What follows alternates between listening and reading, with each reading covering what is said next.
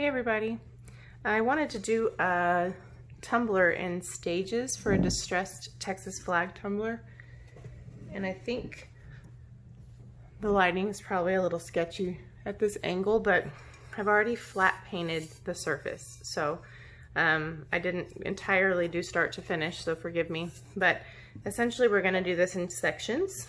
So this is a 36-ounce tumbler. The first one I did was on a 30-ounce kind of regular shaped tumbler.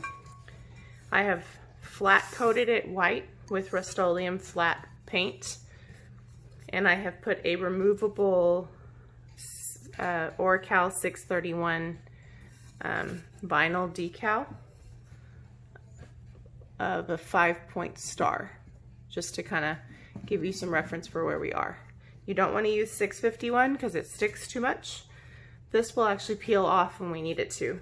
So you really could decal over your design too, but I choose to do it this way. So either way, so this is our white layer. All we have on it so far is this star. And I angle it a little bit so that it's sort of off center. That's not a perfect view, sorry. For some reason my camera has got a really weird angle right now. Let me see if I can tilt you up just a little bit, because it's getting a glare. Okay. So anyway, we're gonna do this in stages. I'm going to tape this off. The first time I did this, I did not tape it. I used removable vinyl, and it didn't give me the greatest seal, and some of the spray paint got underneath the vinyl. So I'm gonna try to use painter's tape this time.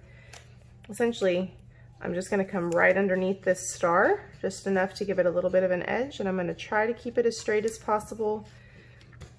Keep in mind, it doesn't have to be absolutely perfect, because when you distress it, it's going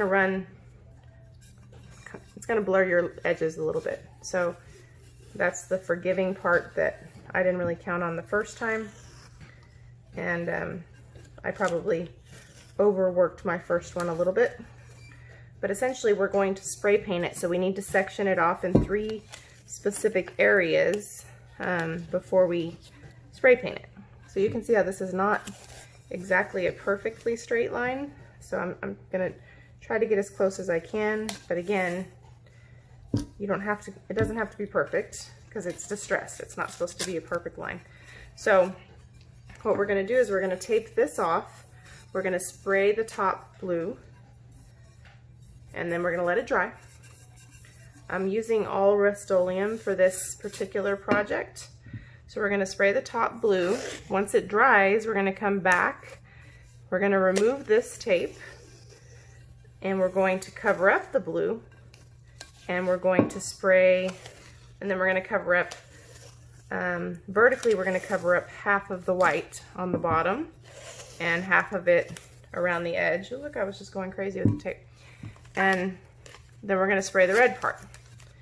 And once all of that is done, we already have white, so that's the cool thing about using a flat white base coat, is you don't have to section off your white. Everything's white, you know? So we're going to do this. Now we probably could paint this successfully without completely covering everything, but it's just kind of worth it to have that extra bit of protection, I think. And just go ahead and cover the whole thing.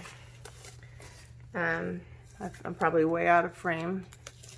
Anyway, like, I thought about just not even doing this on the video, but I'm a person who, when I watch tutorials, I pay attention to the details, because I can understand logistically how someone would do something, but then if I don't see them do it, I'll go to do something and be like, wait a minute, how did you do that? So I'd rather just show you, because I kind of had to figure it out on my first one, and I watched a tutorial of something else that was similar, but she wasn't doing exactly the same thing, so I probably did a lot more than I needed to on the first one, so if I can save you guys some trouble, I will. So this is our step 1. So I'm just essentially going to paint the top of this. I think it's called Colonial blue. I'll show you the paint on the next clip, but I'm going to paint this and let it dry. And then once it dries, we'll come back and do the second part. I feel like I'm like putting this right in your face. But we'll come back and do the second part. And again, sorry about the lighting here. I really need to bring my light over here when I film. Anyway, once we do this part, we'll be ready for the next part, and I'll show you that as well. See you soon. Okay, so we've got our blue on the cup. We spray painted right over our decal, which we'll take off soon. I feel like you guys can't really see very well with the angle of this camera and the light, so forgive me, I hope I'm in the frame. I wanted to show you, this is the paint that I used for the flat white coat. I really like this kind of Rustoleum. Used ink blue for the blue. And I'm going to use Colonial red for the red. The blue and the red are a satin finish, and the white is flat white. I always use flat white for my base coat for my cups, just to give a good solid flat surface. That's why that one's flat, but the others are satin. So we're going to take the tape off. I may try to salvage some of the tape, but that may be a waste of time. But as you can see, I used quite a bit of tape initially, so put it over here in case I can use it on the bottom in a minute. Now, right here, back here, this isn't perfect. For some reason it didn't coat as well as it usually does. I really lost a lot of sleep over that the last time, and I kept respraying and all that stuff, but when I distressed it, I wouldn't have been able to see it. So I say that in case you go out and try this, you may not want to lose a lot of sleep over small things, because when you distress it, you probably won't be able to see it, which is kind of cool.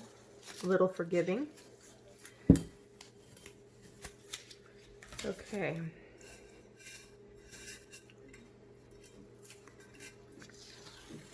I was gonna do this untaping off the camera, but I decided to include you, so if you don't want to watch it, it won't hurt my feelings if you fast forward it.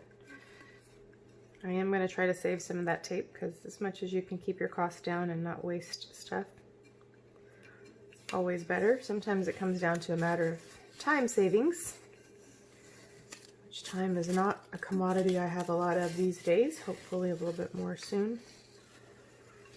Hopefully everybody had a really cool week this week.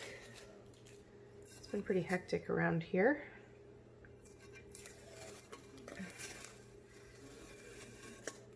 Okay, so you can see, like, we didn't get a perfect line, but I got a lot better coverage using painter's tape than I did when I used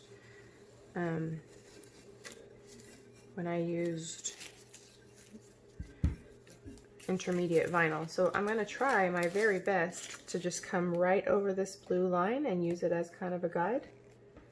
Again, if it blends a little bit, it's not the end of the world, but it would be my preference that it be like right there. So painter's tape is pretty flexible. You can usually reposition it, so I'm going to try very hard to reuse this piece of tape. The only bad thing about using this particular piece is it has blue paint on it, and so it's kind of hard to tell what's tape and where the line is.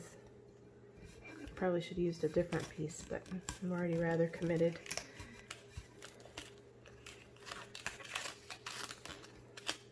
So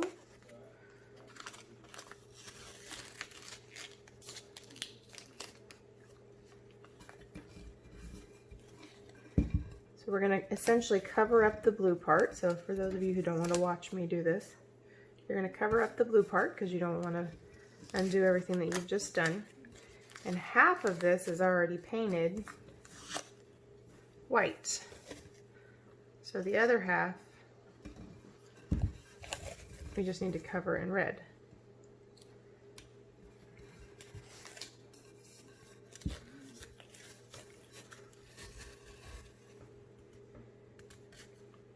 So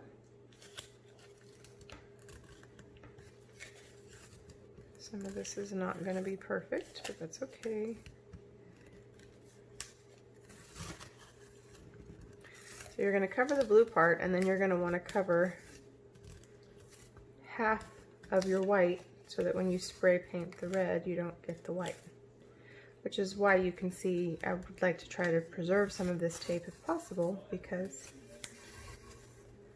certainly I'm not trying to waste it, because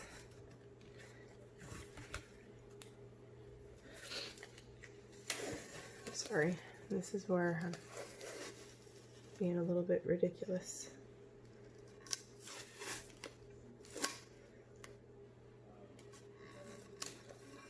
It feels like it got a little crooked back there. It feels like it's trying to get a little crooked right here. But in all honesty, my circumference line the first time was not perfect, so I'm just trying to get it as close as possible.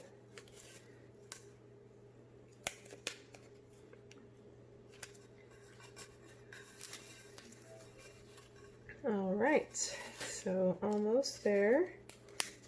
I don't mind if it wrinkles up at the top as long as it gives me something flush at the bottom. So pretty close, right? Pretty close. I can probably live with that. It's not all that different. Okay. I do want to flatten out those wrinkles because any place where spray paint can get, it tends to try to get. Now, I'm just gonna kind of follow suit. Don't have to be as careful here. Occasionally, paint comes off with tape, but not usually this kind of tape, so. Oh, look. Oh. Use one of these pieces for this part that I messed up right here. That's why we were using it.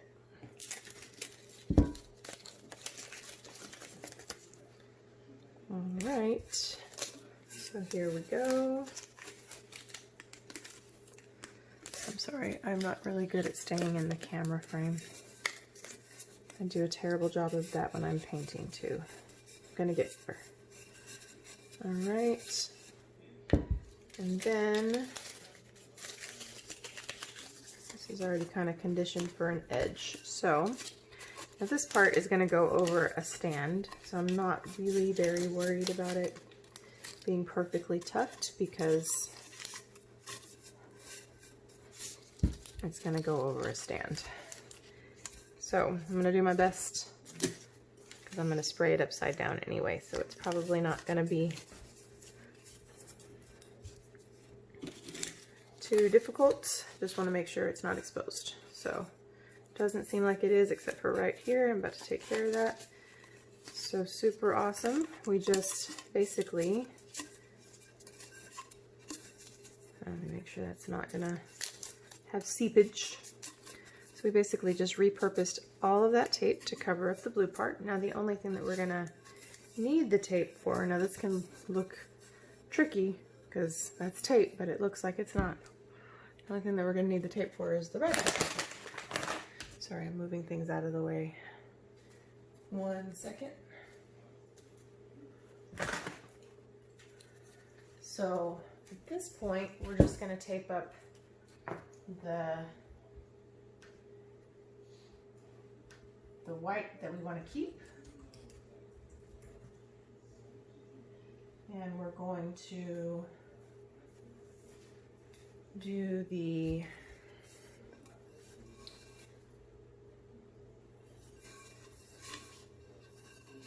red next. The only bad thing is I cannot remember where my star is. That's awesome. And I need to do it in the middle.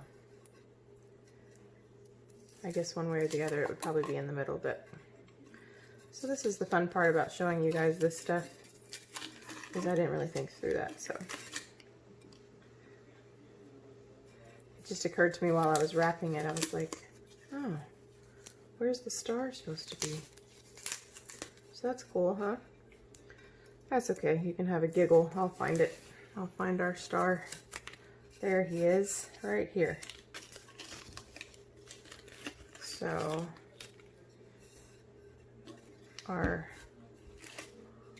ideally our what a waste of time. Ideally we would like our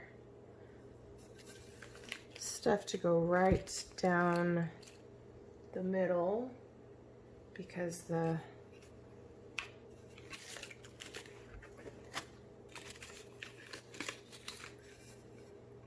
red and the white are pretty much right in the middle. So I know I did it off kilter, so that means there's a leg here and a leg here of the star. So let me get a Sharpie.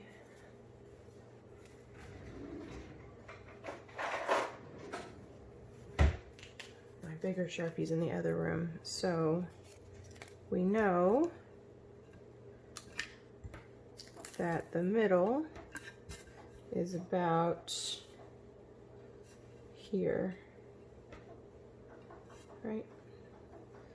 This guy to this guy, so about here.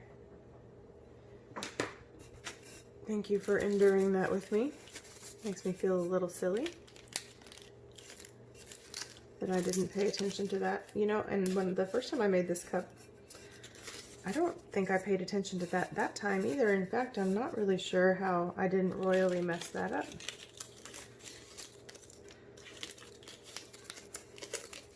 I think what I did the first time is, because I used removable vinyl instead of tape, is I sectioned off all of the pieces. And so the red and the white were already kind of sectioned off onto the cup, and so I probably did that when I lined it up the first time. So hopefully there was some level of strategy. Okay. Well, it's pretty funny. What if I had not done that and then the star was nowhere in the middle? I mean, it would have been somewhere, but what if it was all on the white or all on the red? How silly. Okay. So I think what I'm gonna do is try very hard to keep this straight. Sorry if you're seeing my head.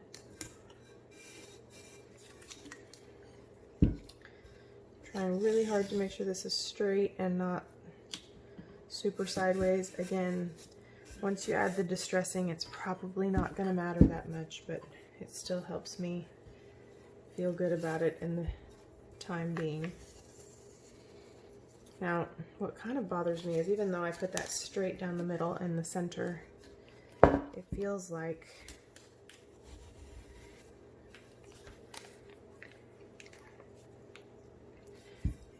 it's not going to be even on the bottom, but we're going to just do our best.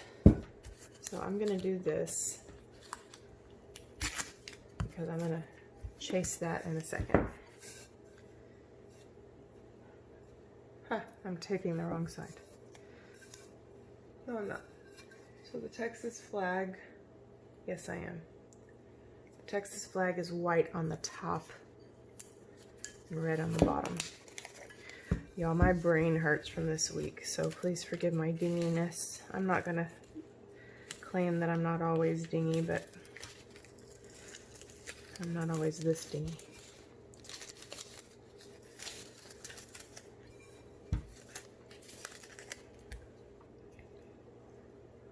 And I'm gonna do this just so I can follow that mark. Okay. Man, some days, you know. Okay. Obviously taping up the first section was a lot faster because I didn't, you know, screw up the bottom. So we're going to, the rest of this won't be so bad, but we're gonna focus on this part next, because we want a fairly clean line down here.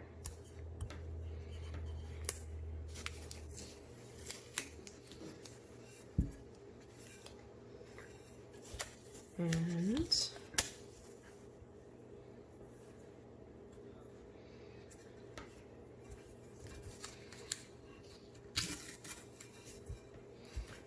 So this looks pretty clean.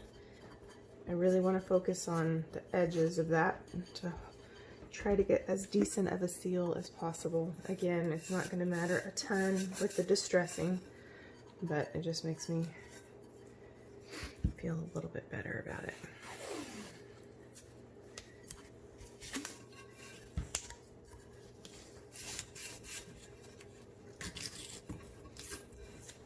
For those of you who are thinking, yeah, removable vinyl sounds easier because you could create a stencil and you could put the stencil on and not have to use so much tape.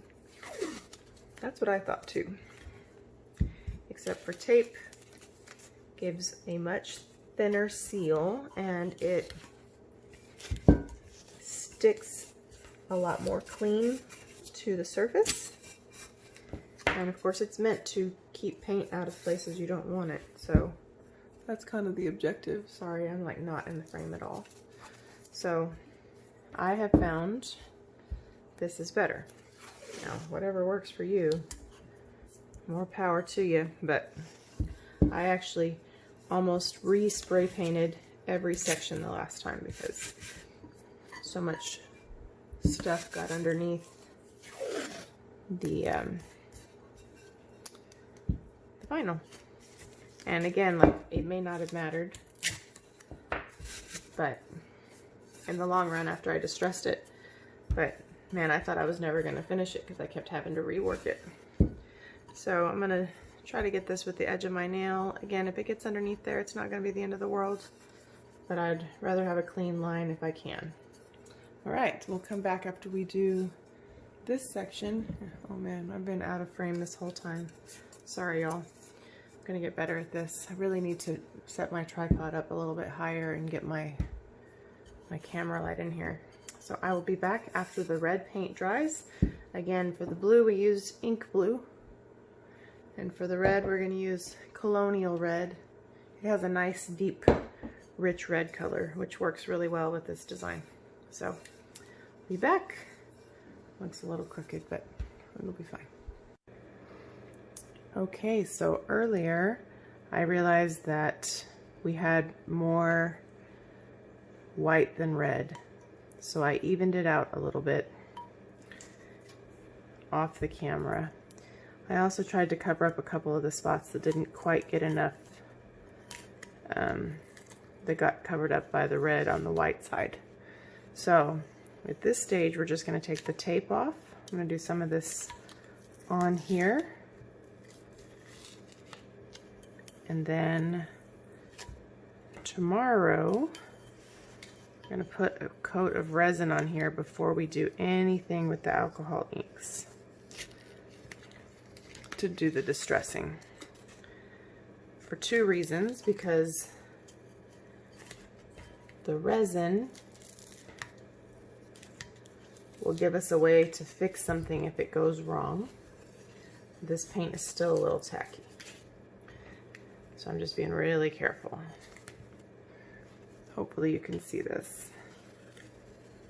I do have some overlap here. Not really worried about that. If I have any that's really bad, I'll fix it with some acrylic white as a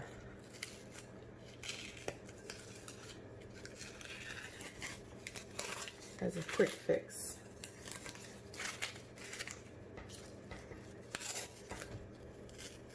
But I did add just a wee bit more red to even it out a little bit.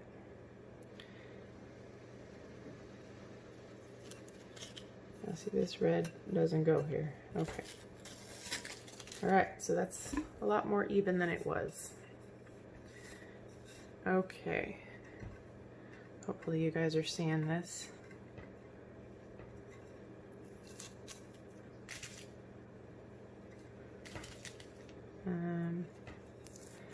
Probably don't need to bore you with this part, but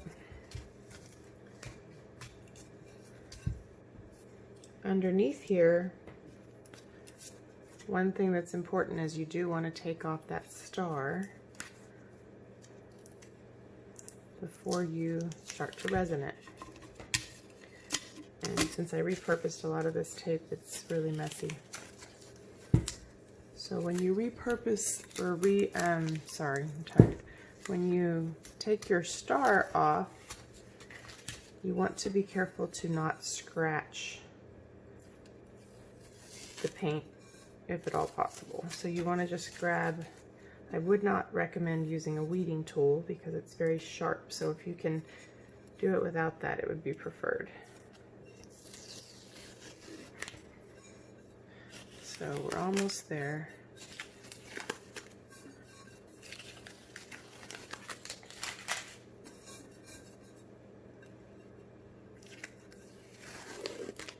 Okay, you see our star?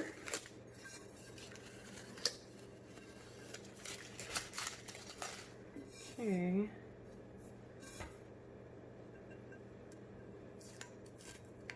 Uh-oh.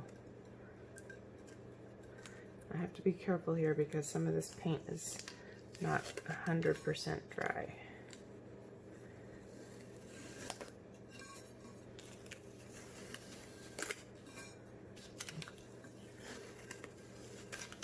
All right. Now when you pick up the star, just use the edge of your fingernail if you can. If you can't, use a weeding tool, but be very careful. Again, it's not going to be the end of the world if you scratch it, but I just cut my nails, so I might actually have to use a weeding tool. You see how I barely got that started right there? That's kind of what you want. Now you see, if this had been the wrong vinyl and we had used 651, this would be a lot harder. So just be very careful, take it off gently.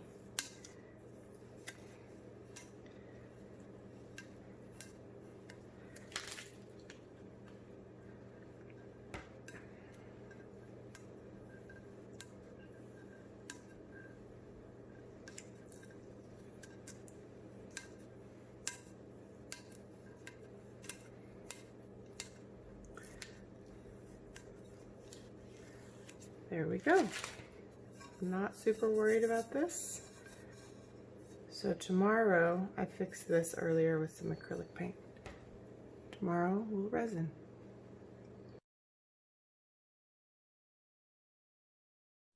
Okay, so we have a layer of epoxy on our tumbler. If you see some ripples, it's only because I tried an experiment with spraying 91% alcohol on the epoxy to get the bubbles out instead of torching it. I'm trying different things so I don't have as much of a reaction to epoxy. But anyway, it's gonna be fine because this is not our final layer. So if you see that stuff and you're like, oh, she's really bad at this, I'm aware that it's not straight, so it's okay. So I'm gonna use, and I had to figure this out because I don't really know what I'm doing, but my husband got me this cool set of brushes, and I'm pretty sure he got them on Amazon or something, but I don't know anything about them. But that's what they are. And they've come in pretty handy. So the one that I use for this is this one because it's kind of fanned out. And I'm trying to stand on a stool so that I can see what you guys see a little bit better because I have a fierce problem of getting outside of the frame, and I really am trying to do better. You know, tutorials are not helpful if you can't see. So what I did the last time when I did this is I don't have like a dark gray color, so I mixed black Pinata ink, don't mind my multicolored bottle, and I mixed Teakwood together. And it sort of made kind of a distressed color, so I would just put a couple drops of each on a little plate. Hopefully y'all can see that. And then I would kind of put too much, and I would just kind of dab it like that. And I would kind of pat the plate, kind of looks like a mascara brush. And one of the reasons why we do a quick coat of epoxy is because if you screw something up, you can, in theory, fix it. you know, because you could wipe some of your ink down and, you know, make up for lost ground if you had to. So essentially that's all we're gonna do. I know it looks like, oh, okay, there's nothing much to that, but there, you know, it is easy to get carried away. So I kind of try to go in like a diagonal thing, and I try not to get the brush too wet. This is a big tumbler, so it's a little harder to show you guys on this size. Now, off camera, I figured out when I took some of the tape off that my white and my red were a little uneven. There was more white than there was red. It bothered me a lot. So all I did is I just taped up a little bit and I sprayed. See, that's a little too much for me. A little too distressed.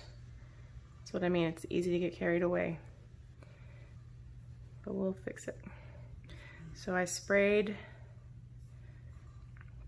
the red part just about half an inch or a third of an inch over, and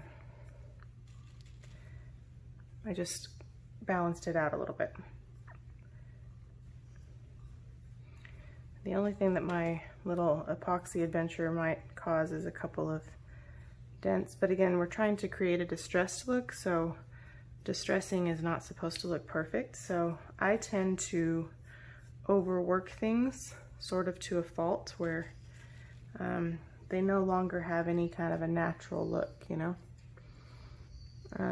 So the good thing about alcohol inks is you can potentially undo a little damage with some alcohol, which I kind of forgot to get. So let me get it really quick. Sometimes you can overdo it though, and you can water it down so much that it becomes kind of solid looking instead of what you're going for. So I'm just gonna have it here on standby. We're gonna probably have some places we either wanna, you know, do a little bit more or a little bit less. The last one I did, I thought had too much ink on it. My friend that ordered it liked it, so that's what matters, but I was kind of going by a picture and I was like, I think I screwed this up.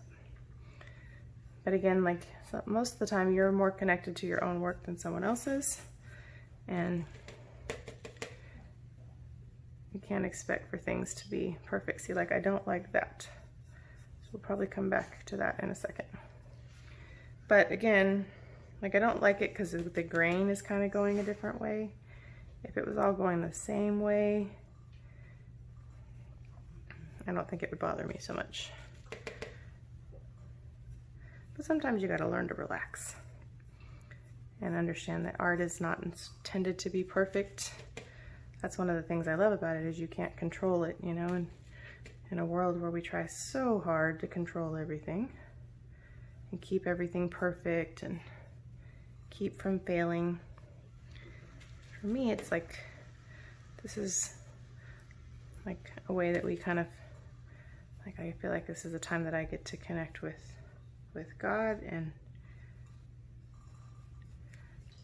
you know, stay in touch with the creative side and take some risks. So it will take me a little bit to get all this together, and again, I'm really sorry. I'm really bad about staying in the frame. In my mind, I feel like it's going everywhere as I'm moving around, and it's not. See, that's too dark in my opinion right there. But the thing about alcohol inks is they dry quickly, so you don't have a ton of time to go and like mess with it, but by the same token, like, you're not gonna smudge things as bad or as easily.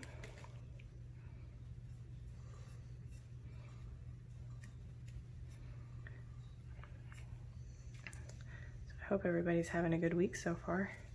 It certainly has been a Monday today. let me tell you. So to be doing something where I don't have to use my brain a whole lot is really nice. The other fun thing about alcohol inks, if you haven't messed with them much, is if you get them on the counter or something, just clean them up with some alcohol. It's really cool. It just comes right up. See, again, I kind of went a different direction than I wanted to there.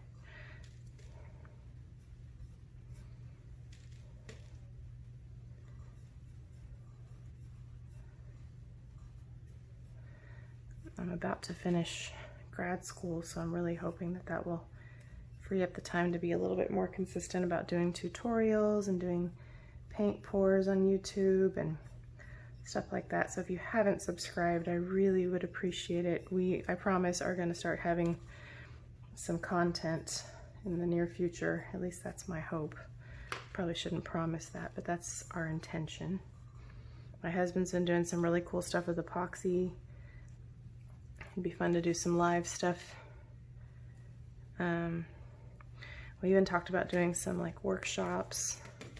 I mean, we're by no means experts. We just started doing this stuff, but it's always fun to share things with people, like do some classes and you know, not everybody learns this way. I can watch copious amounts of YouTube and I can learn quite a bit, but some people are definitely hands-on learners, and I am too, from an experiential perspective. I kind of have to do things myself to learn them. So I can get the concept in theory, and then I go to apply it and I'm like, yo, that's kind of hard. Or harder than it looks, you know? Like when I started paint pouring, I was like, I can totally do that. And I was like, this is so much fun. And then I was like, but there is skill involved, and some people may not think that, you know? So same thing with tumblers. You know, you get into it and you're like, wow, this is cool. You can totally do fun things. And then people post pictures of stuff and you're like, how the crap did they even do that? And then like you figure it out and you're like, oh, may not have been as crazy as I thought. But then there's sometimes I sit there and I try to figure it out, because I think that's like a problem solving thing I have, is how did they do that? And how can I duplicate that without somebody having to show me? And it doesn't always happen. So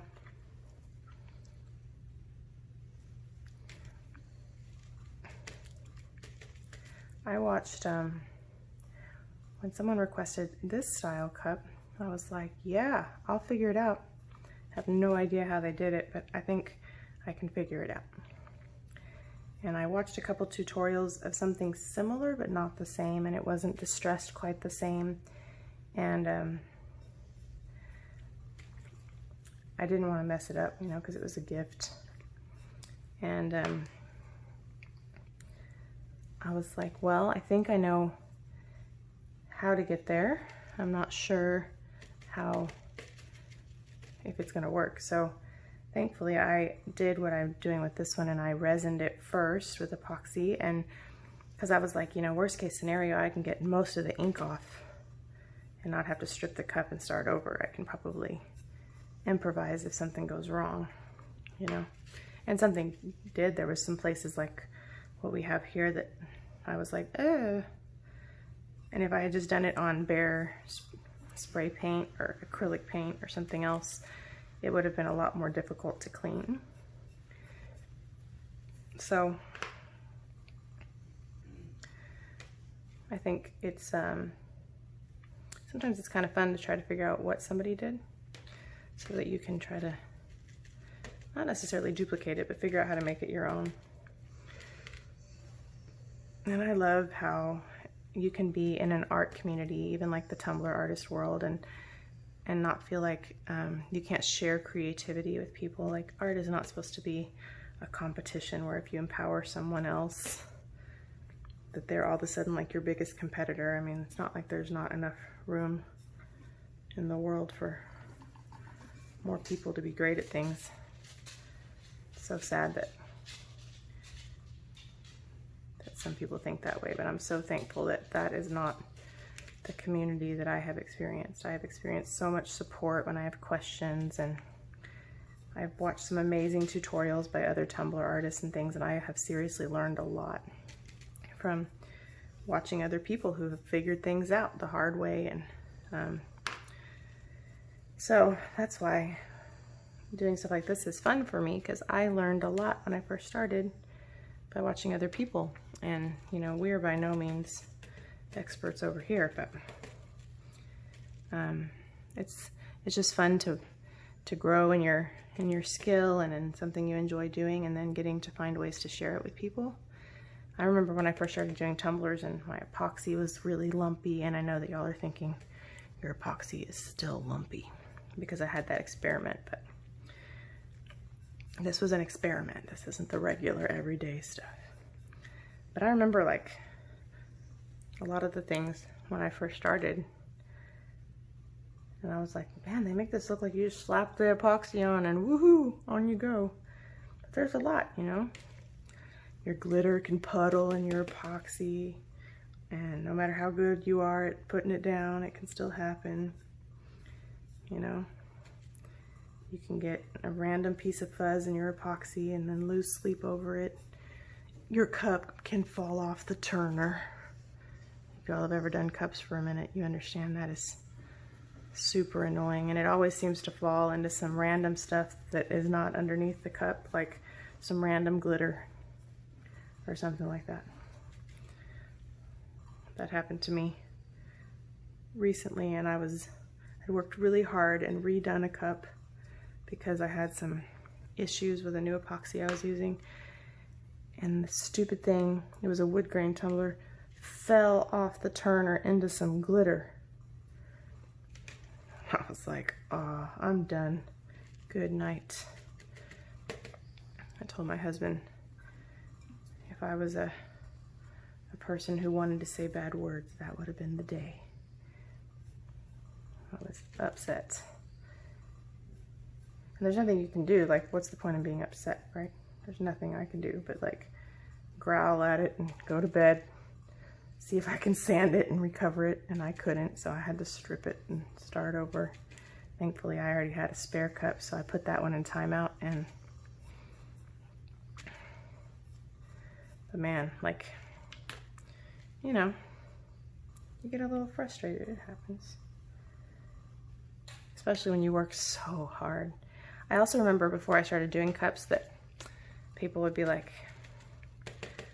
oh, custom tumblers are, you know, however much. And I was like, you know, I don't know that I would spend that much on a cup until you start doing them and you realize how much slavery goes into those custom orders and how many things can go wrong and do go wrong for somebody's birthday gift or their Christmas present, and how much of like someone's, you know, Christmas morning depends on you not screwing it up, like, you know, and how many hours and days it takes sometimes to get something right. Like, then I had a brand new appreciation for the process. I sure did. Okay, so I don't know how well you can see it. So we don't want to overwork it because I told you I have that problem. So I'm going to move my inks off of here for a second because I don't trust that I won't drop them. Now, in terrible fear, I'm going to try to fix a couple of spots that have been overworked. But the problem is, the best way to fix that is with alcohol. But it also means there's a really good chance that I could actually just spread out the paint. You see how that cleans my brush? Kind of gives you an idea of the color we're putting on because it's taken those colors out of the brush. So you see how it's kind of a smoky color when you mix the two together. That was just a complete, let's see if this works kind of a moment. It worked out all right. So I'm gonna dip my brush into this alcohol, like very, very slightly, and I'm gonna try it on a place that's not the front of this cup first, okay? And I'm just gonna kind of streak it, because what I'm looking for is for some of that that's more solid black to chill out and break up a little bit. So I just don't like it to be so black in one spot. It kind of takes away from it. But you also have to be careful to not like overwork it. But I'm kind of glad that this happened on this cup, because this is the real life stuff that's going to happen if you try to make one, right? And if we don't mess up together, you may not know what to do if yours messes up. And it's sort of like with wood grains. I did a wood grain tutorial and I was like, hey, when you overwork it sometimes it does this and it pulls your ink off. And this is how I fix it, because I would want to know that. When I first started doing cups, I would like screw something up and I would like panic and like message people on these tutorial groups. And if I didn't find the answer right away, I was like, what am I gonna do? And so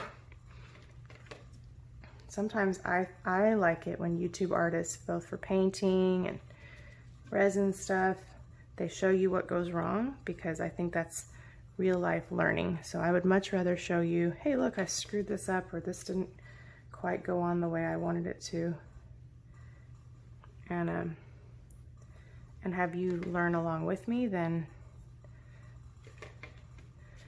you just get up here and make it look super easy, like something's gonna always happen this way.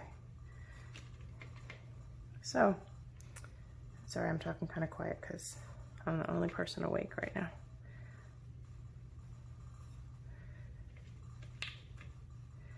And I have to go do homework in a minute. Homework waits for no art.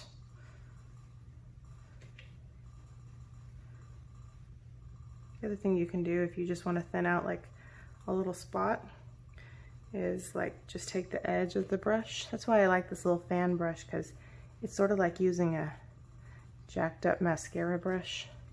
So you can kind of just go in and create lines.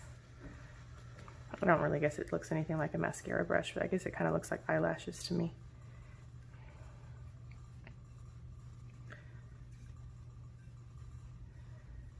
So after we do this,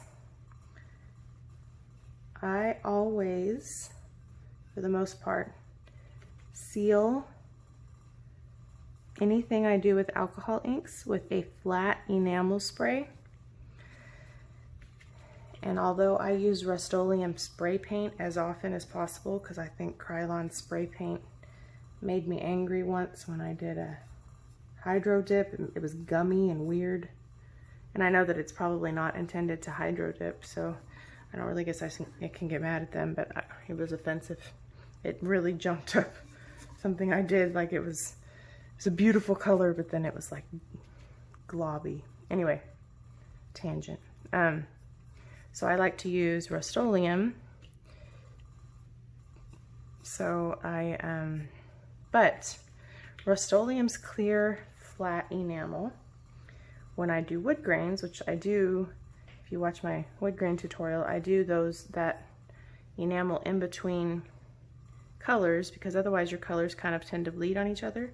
See, that right there is an example of overworking the ink, but I can fix that.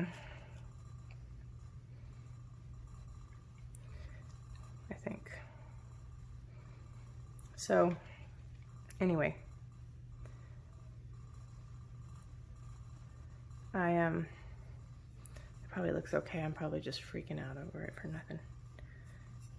Anyway, I noticed that it would be a little bit more glossy than it was matte. And so as a result, the next layer of ink would have this tendency to like gum up over the bottom layer. So I one day couldn't get that spray paint, and I got Krylon off Amazon, and it was like this perfectly flat paint. Like it was like the perfect in between layers paint. So ever since then I'm like, that is the one. And it dries in like, I swear, like at least to the touch, like 2 minutes. It's amazing. The other one would take like 30 minutes and it was still kind of semi-glossy, even though it was supposed to be flat. So I feel like if I don't stop, I'm gonna screw this up really bad. So this is what it's gonna look like. All I'm gonna do before I put it under epoxy is spray it with that Krylon. And that's simply to seal in the alcohol inks, and I went on like a spray paint tangent instead of explaining that, sorry. I'm just trying to seal them so that when they get under the epoxy, they don't try to run, if that makes sense, because you don't want them to run into the epoxy and then blur everything that we've just spent all this time trying to separate. So that's why we're going to do that one layer. I don't know. I kind of want to fix this one part so it's not, you see what I mean? It's so easy to obsess over that. Under epoxy, this is going to look great. And again, we're not trying to have a perfect design. This is supposed to be a distressed tumbler. The last time when my friend ordered it, I was like, I think it has too much ink on it. She said, I think it's perfect. It looks just like the picture. And I look at the picture and look at the one I made, and I was like, if you say so. So we're just going to let it dry for a couple minutes. I'm going to put another layer of epoxy on it, and then, or I'm going to put the spray paint on it, sorry, the clear spray paint. And then after that, we'll do a layer of epoxy. Because of the weight of this cup and the way I had to rig my turner, it's probably going to need more than one coat of epoxy. So I feel like doing epoxy with you guys is kind of a waste of your time if you already know how to mix epoxy. So I may come back after we have resined it and kind of show you what it looks like. I haven't decided yet. But anyway, be back soon. Okay, we're going to go ahead and throw some epoxy on this guy. As you can see, it's kind of heavy for the turner. So I am a little bit nervous that it needs to be a little bit higher up to offset that. I have a piece of, or I have a roll of tape underneath it, but it doesn't really seem to be quite high enough. I'm going to try the end of this little noodle and see if that gets us a little closer to what we want, because my concern is that it's going to be not straight and the epoxy is going to pool away from the top. So let's see how that looks. Now I am using a little finger caught because I have kind of skinny fingers and it's hard for me to feel the epoxy, and my gloves move around so much that it gets kind of weird. So this has a coat of this clear Krylon flat enamel that I was mentioning. This right here. Oh, you can't see that. This right here. There's a really good coat of that on there. And I really should wait a little bit longer, but I'm going to go ahead and try this now. I also mixed a little bit of epoxy for a painting I need to cover, so I need to move kind of quickly. I was going to hyperlapse this like I did the last coat, but I figured we would just do all this together. It's going to be like the longest tutorial ever. I may end up hyperlapsing it later, but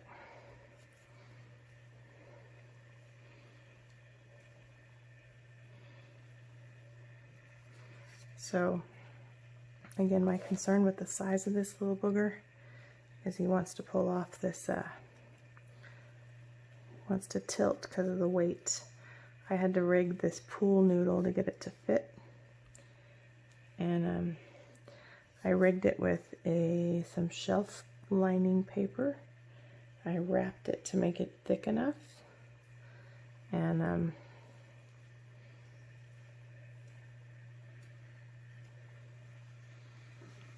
it is like almost there, but it's not the perfect length to stay straight. And I don't know that it being longer would help with that a ton because it's so heavy. So if you don't know how to mix epoxy, or you're not used to it, I actually just a bit ago did a separate video for that because not everybody who's used to making tumblers wants to do that together all the time. But I know that that helped me a lot when I first got started, so I decided while I was already going to mix some, we would just do a tutorial. So I will do my best to link it in this description. If I, for some reason, do not, it will be on our channel. Probably as soon as this will be up, so because this is going to take me some editing because we've done this in so many different parts. Now I'm wanting to make sure we get a really good solid coat because the weight of this guy is so big that I don't want in the turning process for there not to be enough epoxy. At the same token, I don't want it to be, you know, dripping with epoxy either.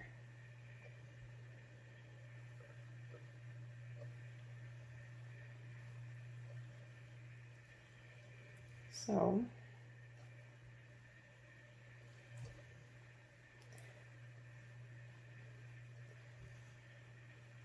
in this particular instance, I'm using Faux Rizzle. This is actually a new product that's not released yet.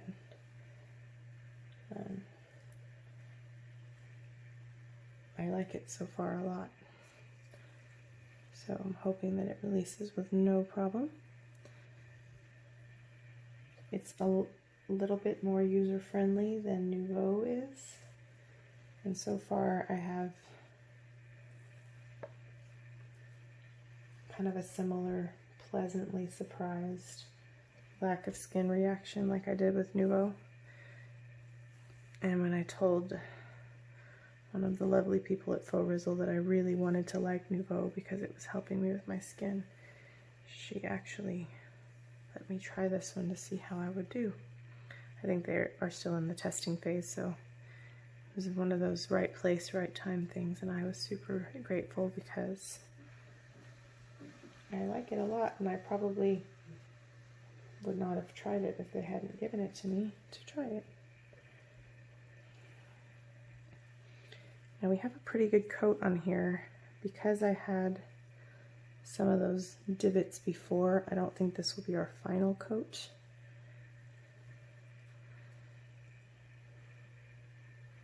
So what I have learned is to not torch the very second you get the stuff on there. Did I just drag my sleeve in there? Wouldn't surprise me. Kind of learned to not torch the bubbles out right away, to kind of let the epoxy gel together first. And I don't want too much epoxy because then we get more bubbles, but I want to make sure we have enough on here so we have a nice smooth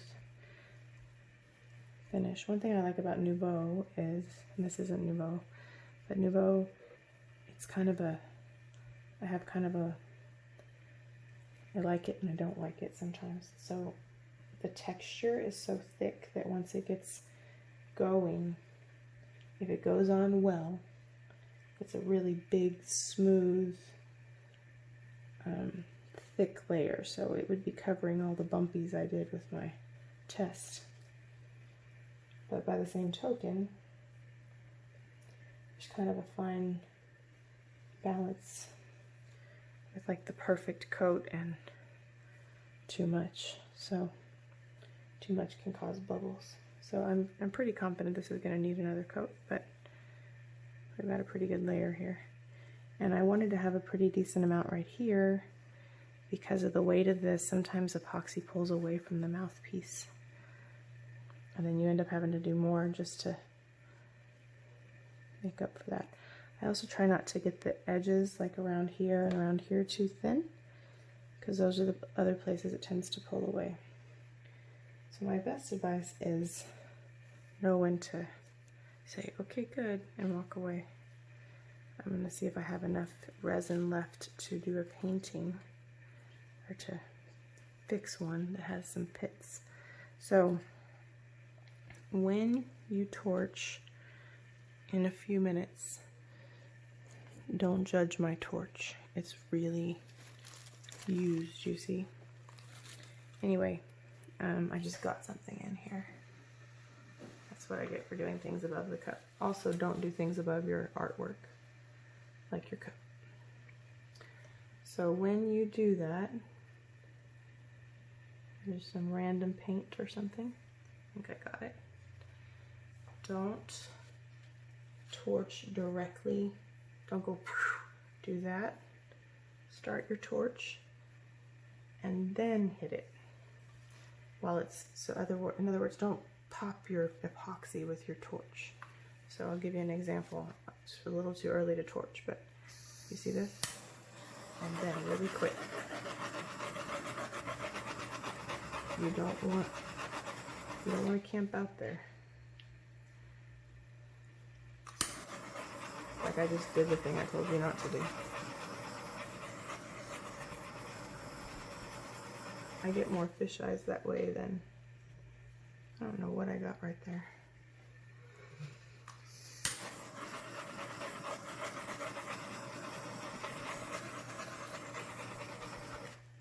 And again, like don't take too long. You don't want to burn it. You just want to pop bubbles. That's all you want to do. Now see, you see what it's doing right here?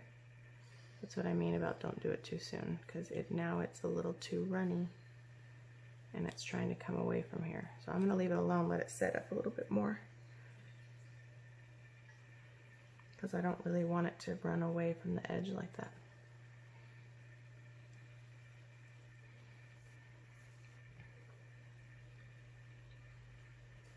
So, and again, this thing's distressed. It's not like it's, you know, a tiny bubble is not going to kill the look of this tumbler. So we don't want to work too hard to fix something that's really not a big deal, and then end up making it look worse, because that's what I tend to do, is I overdo things a little bit. So I'm going to hit it one more time, mostly here.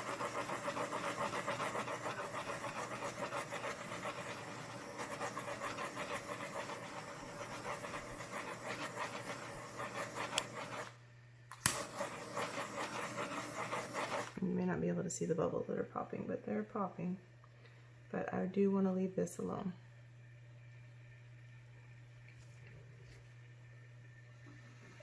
Because again, this is one of the things I was kind of concerned about, is this lip. So I'm going to leave this alone, let it do its thing. And as far as I'm concerned, our bubbles are probably a non-issue at this point. So this will probably need one more coat, but we'll see.